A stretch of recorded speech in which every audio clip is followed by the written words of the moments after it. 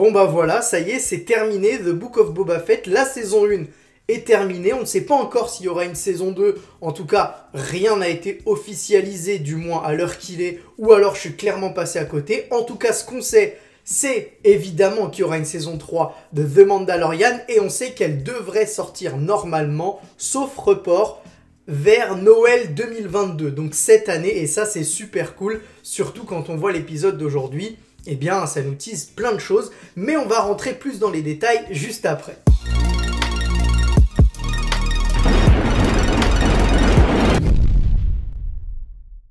Salut à tous, j'espère que vous allez bien. Moi, pour le coup, je vais vraiment bien parce qu'aujourd'hui, eh bien, c'est le final de la série The Book of Boba Fett. Et évidemment, quand on est fan de n'importe quel univers, quand on arrive sur un dernier épisode d'une saison, d'une série, il y a toujours cette excitation pour savoir comment ça va se finir. Est-ce qu'on va nous teaser des choses, etc., etc. Mais avant de rentrer dans les détails, je voulais d'abord vous dire merci. Commencer cette vidéo en vous disant merci parce que, eh bien, vous avez été vraiment au rendez-vous chaque semaine pour suivre mes critiques, mes analyses de chaque épisode, et ça me fait très plaisir parce que j'adore l'univers Star Wars et le fait de voir des gens qui s'intéressent à ce que j'ai à dire et en plus me donner des conseils, que ce soit sur les comics, sur les romans, me donner des précisions sur l'univers étendu, ça c'est tout ce que j'aime, c'est le YouTube que j'aime, celui où il n'y a pas de critiques, comment dire, de critiques faciles, de critiques gratuites, où les gens sont tolérants, etc. Et rien que pour ça, je vous dis merci. Maintenant, petit conseil aux personnes qui n'auraient pas vu cet épisode 7 de The Book of Boba Fett, fuyez tout de suite, très très vite, prenez votre vaisseau hors de Tatooine, allez très loin dans la galaxie, parce que là, clairement, on va spoiler cette fin de saison 1 de The Book of Boba Fett. Pour l'instant, la saison 1, on ne sait pas s'il y aura une suite, possiblement, mais en tout cas, on va tout spoiler. Pour les autres, n'hésitez pas à rester, et on y va tout de suite.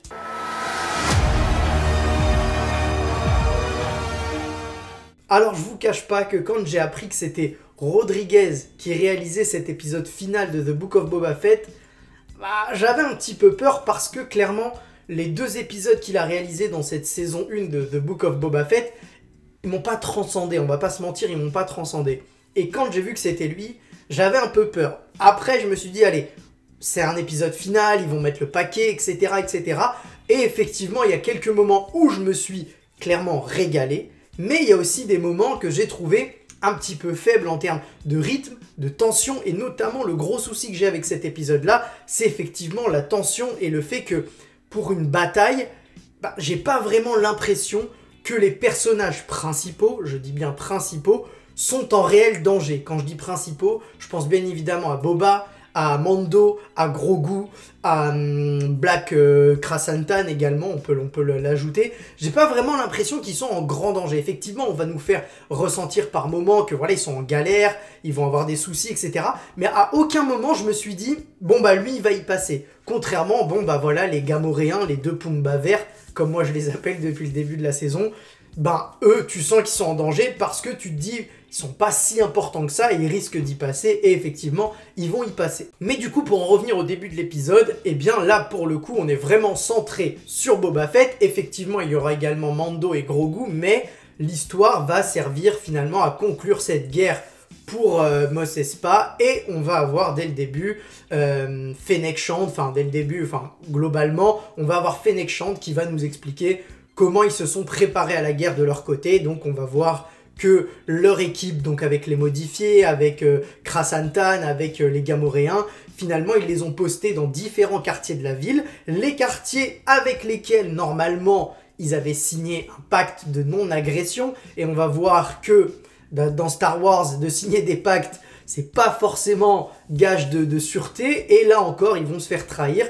mais on va y revenir plus tard. Là en tout cas pour l'instant, au départ, on nous place les pions pour savoir comment Boba et ses troupes ont quadrillé la ville en attendant l'arrivée des Pikes. Et c'est à ce moment-là, quand on voit voilà, les différentes forces en présence, que j'ai eu mon premier ascenseur émotionnel, parce qu'on voit débarquer un X-Wing, et là je me dis, ouh, X-Wing, en plus on voit R2-D2, donc je me dis, aïe, Luke va venir participer à la fête, il va venir participer à la bataille, et finalement, bon, il arrive, il se pose, et qui est-ce qu'on trouve à l'intérieur? Notre ami Grogu. Alors toujours aussi mignon, En plus, on voit que, même si beaucoup d'entre vous me l'avaient dit qu'il allait choisir la cotte de maille, je vous cache pas que moi je pensais qu'il prendrait le sabre laser, mais effectivement, quand on sait la relation entre Mando et Grogu, et le fait qu'il y ait une saison 3 de Mandalorian, il y aura forcément la relation entre les deux, et du coup on le voit avec sa petite cotte de maille, il était tout mignon, et ça clairement ça va faire des figurines pop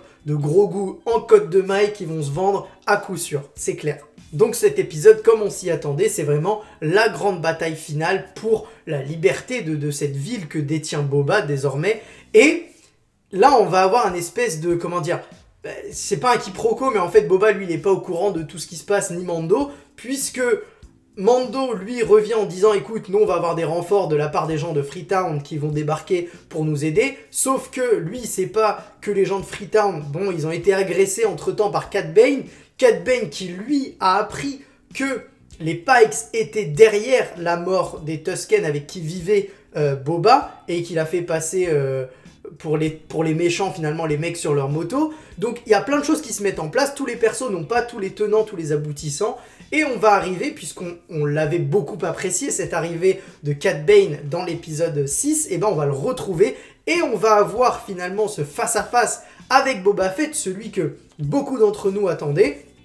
Et là, évidemment, petite déception puisque les deux se font face et il ne va pas se passer grand chose finalement. Il va y avoir des menaces mutuelles, etc. Il va y avoir, comment dire, Cad Bane qui va faire comprendre à Boba que, bon bah les Tusken, et bien ils sont morts à cause des Pikes, etc. Mais Fennec Shand va réussir à raisonner Boba et lui faire... le faire rester tranquille et il n'y aura pas vraiment d'affrontement, mais on se doutait bien que si c'était pas à ce moment-là, ce serait plus tard. Sinon là, clairement, Rodriguez, il aurait rien compris et il nous fallait cet affrontement-là. Et là, on va arriver à un moment que j'ai beaucoup aimé parce que, évidemment, c'est pas une grande surprise, le fait que les différentes tribus qui composent la ville vont se retourner contre Boba. On sent bien que c'est des traîtres dès le départ, les mecs, bon... Tu leur donnes un peu plus d'argent, tu sens qu'ils vont vriller de l'autre côté. Donc, c'est pas vraiment une surprise, mais j'aimais bien le fait que tout se passe en même temps, que chaque personnage qui est proche de Boba se fasse attaquer. Mais encore une fois, ça manque de tension, je sais pas ce que vous en pensez, mais j'ai pas ressenti le danger pour les personnages. Que ce soit les modifiés, évidemment, ils peuvent en perdre un ou deux qu'on n'a jamais vus, dont on se fout complètement, mais les deux principaux, j'ai envie de dire... eux, il leur arrive rien et on n'a presque pas peur pour eux, j'ai envie de dire. Krrsantan, effectivement, il est submergé par le nombre de personnes qui arrivent sur lui, mais on se doute bien, comme on le voit pas mourir et qu'on le voit pas vraiment agoniser, etc. Bon, bah, qu'il est pas mort, et clairement, j'ai pas eu peur une seule seconde pour Krrsantan. Pareil, les Gamoréens, bon bah eux, ils vont y passer, mais finalement, on s'en fiche un petit peu, c'est-à-dire qu'on comprend pas ce qu'ils racontent quand ils parlent, et en plus de ça, on ne les a pas présentés non plus comme des persos hyper importants dans l'entourage de Boba. Certes, c'est les premiers avec lesquels il a travaillé, enfin il les a engagés, j'ai envie de dire, mais il n'y a pas une vraie relation... qu'on peut ressentir par exemple avec Krrsantan, avec lequel il a un passé, que ce soit avec Fennec, que ce soit avec les modifiés, voilà. Donc il m'a manqué ce côté tension à ce moment-là. Là, on va arriver vraiment au cœur de la bataille, hein, le gros moment, c'est-à-dire quand les Pikes arrivent au niveau du sanctuaire où se sont réfugiés finalement Boba et Mando. Et là, je sais pas pour vous, mais encore une fois, j'ai pas eu cette surprise parce que je me suis douté au moment où le conseiller du maire, enfin je sais pas ce qu'il est exactement comme poste, mais en gros il va dire à Boba, bon écoute, moi je peux te servir finalement de monnaie d'échange et aller discuter en tant que négociateur, voilà, plutôt négociateur que monnaie d'échange, en tant que négociateur avec les Pikes, et je me suis douté très clairement, quand Boba lui dit ouais bien sûr on va le faire et tout, que sur la tablette, il y aurait écrit une connerie, et effectivement, il veut pas du tout négocier, il veut se battre, et là, par contre, à partir de ce moment-là, j'ai pris un vrai pied au moment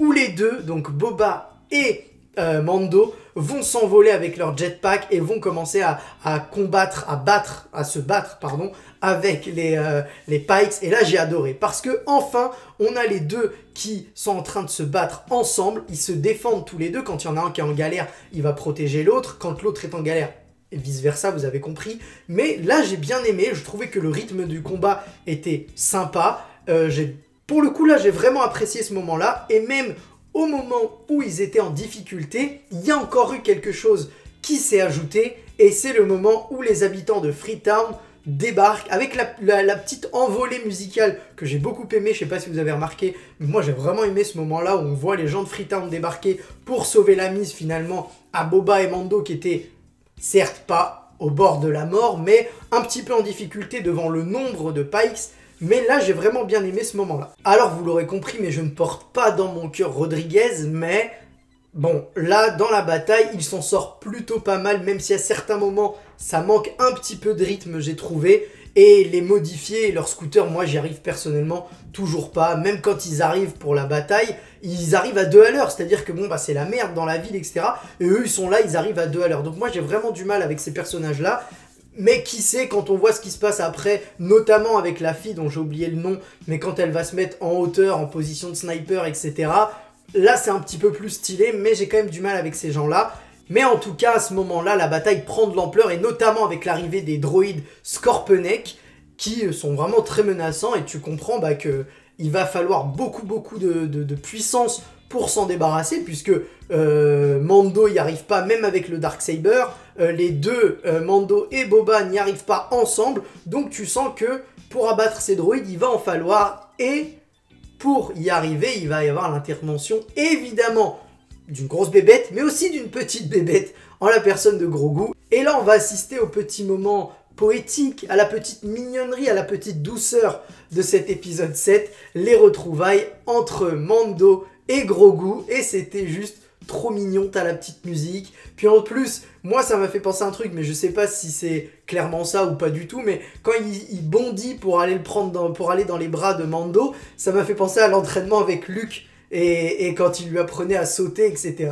Et ben finalement, ça lui a servi à ce moment-là pour retrouver son père adoptif, et c'était trop mignon de les voir l'un dans les bras de l'autre, et voilà, cette relation marche très bien, et même à la fin, quand ils sont tous les deux dans l'espace, ça marche encore super bien, leur relation est parfaite. Donc je vous disais que pour venir à bout de ces droïdes Scorpenek, il va falloir une grosse force de frappe, et on va l'avoir, puisque moi clairement je l'avais oublié le Rancor, mais clairement je me rappelais même plus qu'il était dans la série, et du coup il va débarquer avec sur lui celui qui le chevauche, et bien c'est Boba. Et là j'ai adoré parce que Boba, il en impose, il est là, il est iconique. Et pour le coup, c'est peut-être l'épisode où je l'ai trouvé le plus iconique. Encore heureux, vous me direz, parce que c'est quand même le dernier épisode et on voit toutes les qualités de Boba. Et on les verra encore même après au combat contre Cad Bane. Mais le moment où le Rancor débarque, hyper stylé, j'ai vraiment beaucoup aimé. On sent la violence. Là, pour le coup, on sent la violence. Il mange les Pikes, il détruit les droïdes.